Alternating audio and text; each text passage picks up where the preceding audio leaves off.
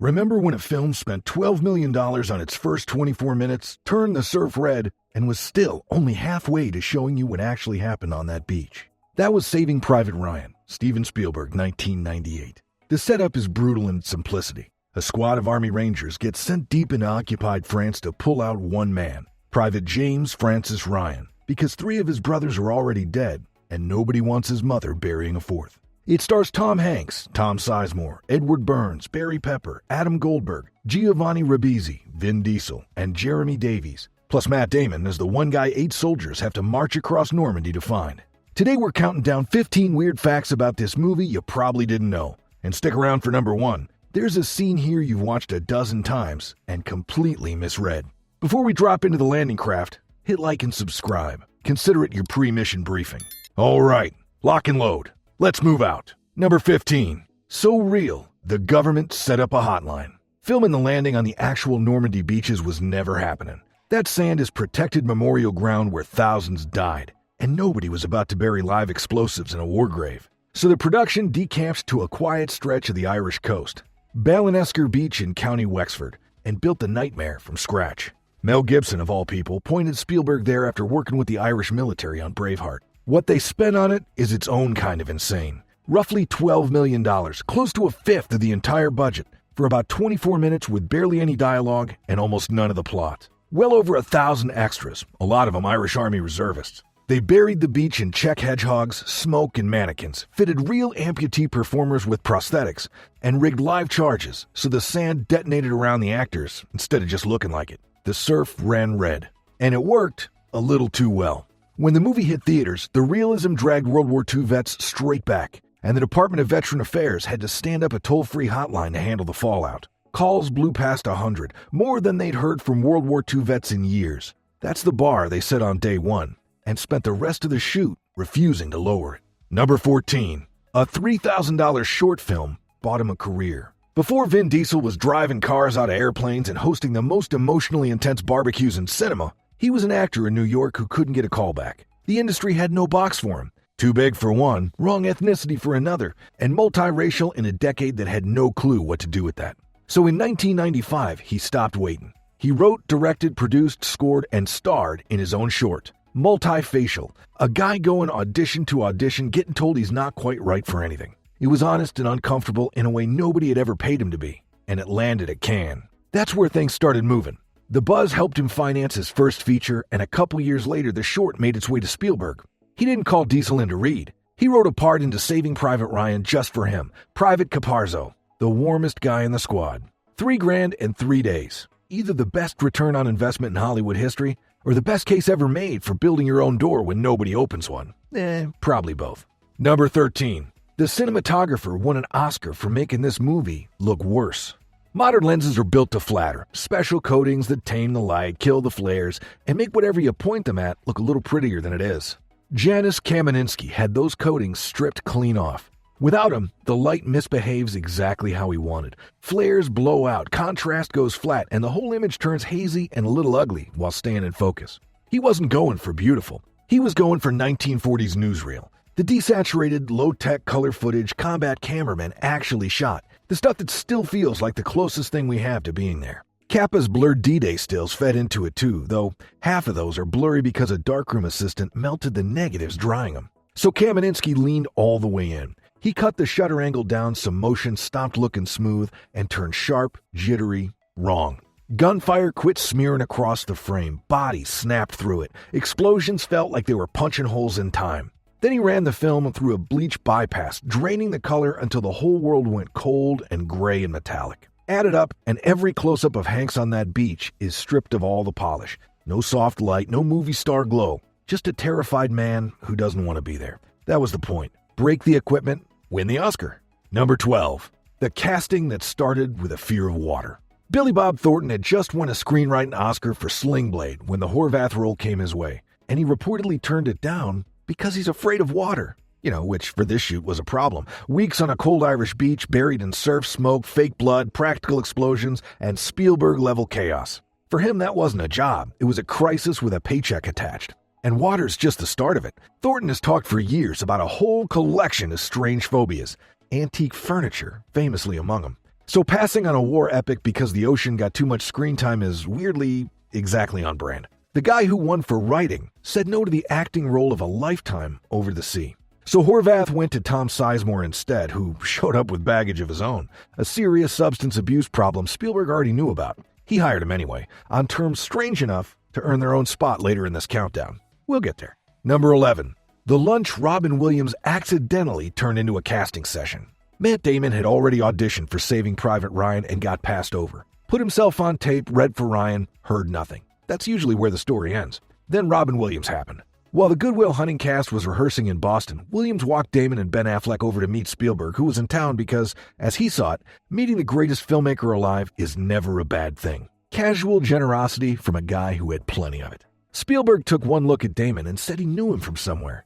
Damon mentioned Courage Under Fire, and Spielberg lit up. He'd seen it, even told his wife that was the exact guy he wanted for Ryan, except the guy looked too thin. What he didn't know was that Damon had dropped 40 pounds to play a heroin addict in that film. And he put it all back on since. The gaunt soldier on screen and the broad-shouldered guy standing in front of him were the same person. And so were the actors Spielberg wanted and the one he just passed on. The meeting flipped it. Damon said Williams deserves enormous credit for his career, which might be underselling it. The man walked two friends to a lunch, and one of them left with the biggest war movie of the decade. Number 10.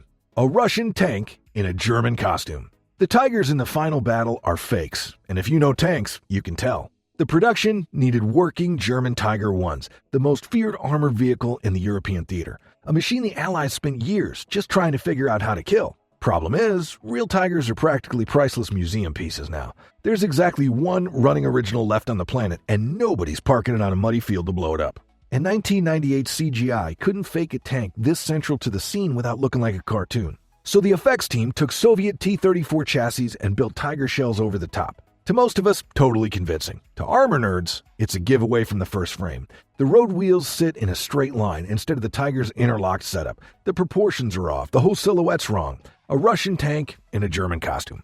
Here's the part that gets me. At least one of those fakes is still running. 3 were built for the movie, and the one crew's nicknamed Forrest still turns up at World War II Living History weekends.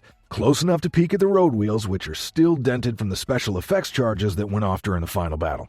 A Soviet tank that built a whole second career pretending to be German, scars and all. This is the same production that stripped lens coatings, buried live charges in the sand, turned the surf red, and hired real amputees to make that battlefield impossible to fake. But on the Tigers, even Saving Private Ryan had to blink.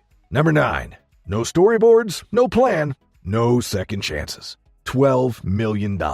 Well over 1,000 extras. Weeks of principal photography. And for the Omaha Beach sequence, Spielberg drew up no storyboards at all. On a production this size, you'd normally map every angle and every charge in advance. He's also famous for being exactly that kind of meticulous planner.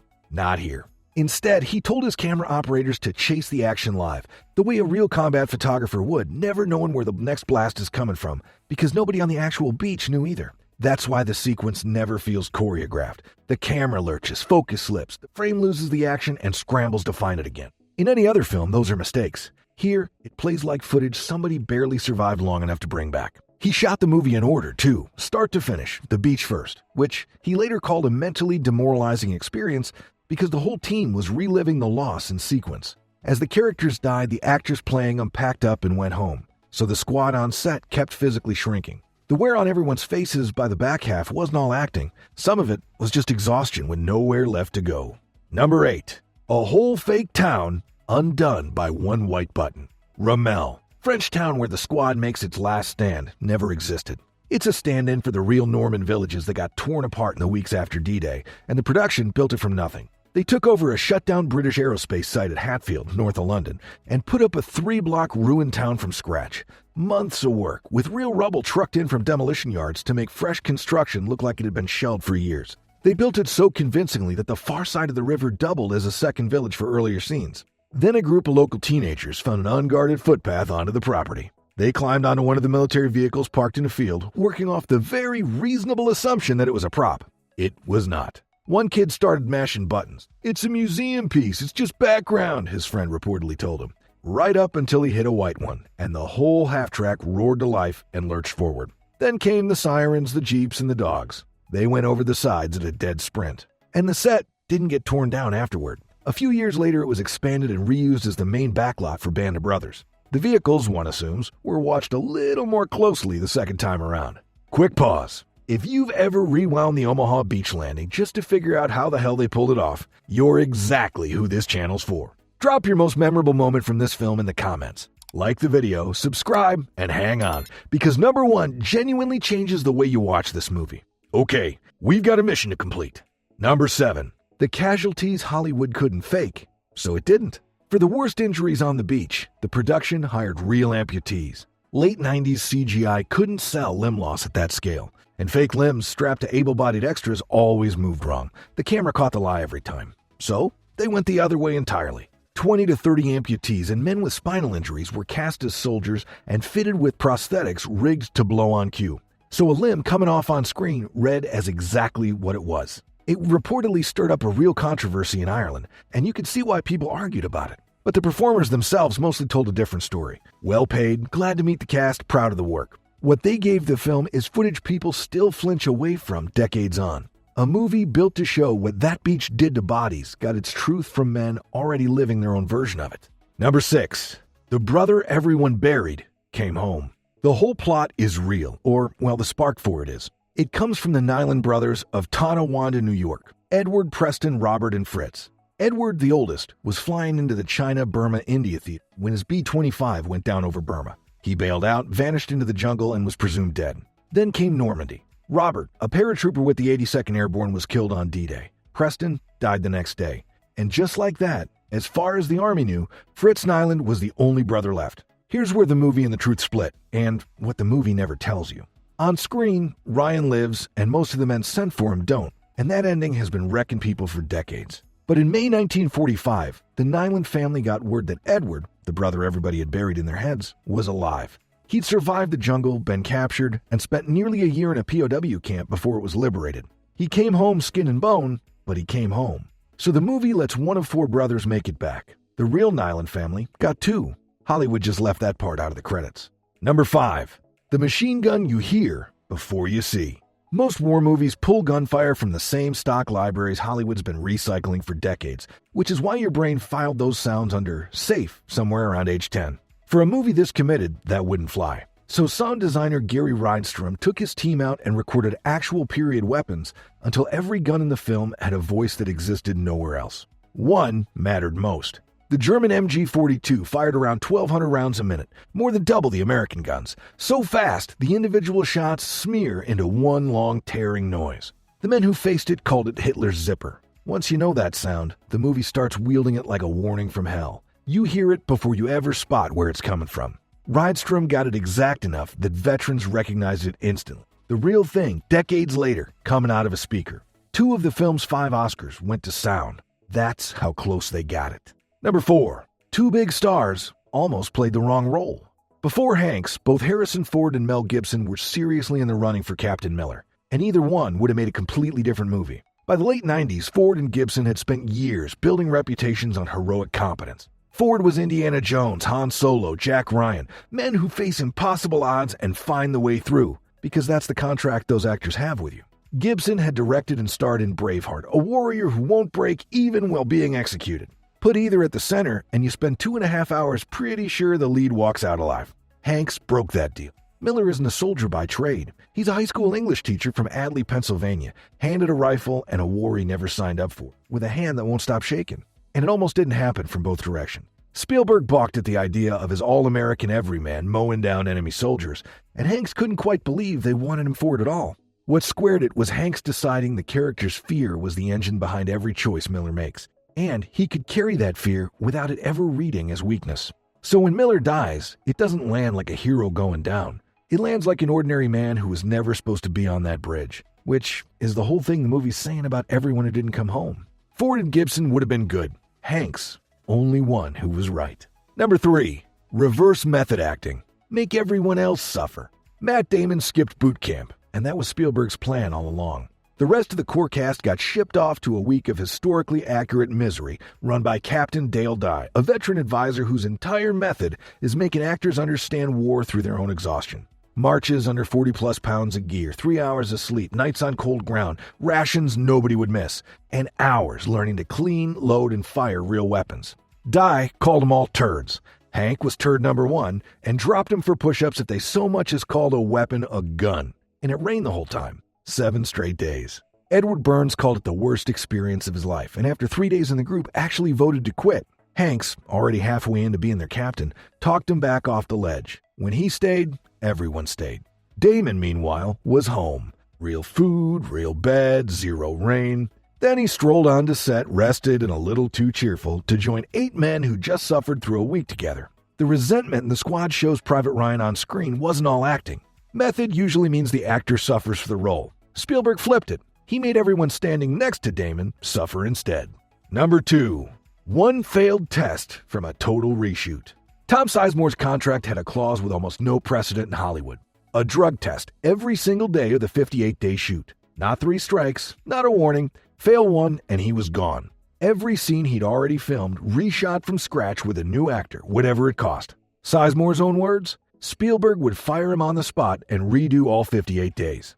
This is the door Billy Bob Thornton's water phobia reportedly opened back in number 12. Sizemore walked through it carrying a substance problem that had already torched other jobs. And he turned down Terrence Malick's The Thin Red Line, the other big World War II movie of the year, to be here. Spielberg knew all of it. The deal was the deal. And Sizemore passed. Every test, every day, start to finish. The role he was protecting is Sergeant Horvath, Miller's right hand, the steadiest man in the squad. The one quietly tucking a tin of dirt into his pack from every battlefield he survives. The performance is widely called the best he ever gave, and the squad's chemistry pulled a Screen Actors Guild Ensemble nomination with Sizemore right in the middle of it. Turns out, the ultimatum was the point. Number 1. 2 words you were never meant to catch.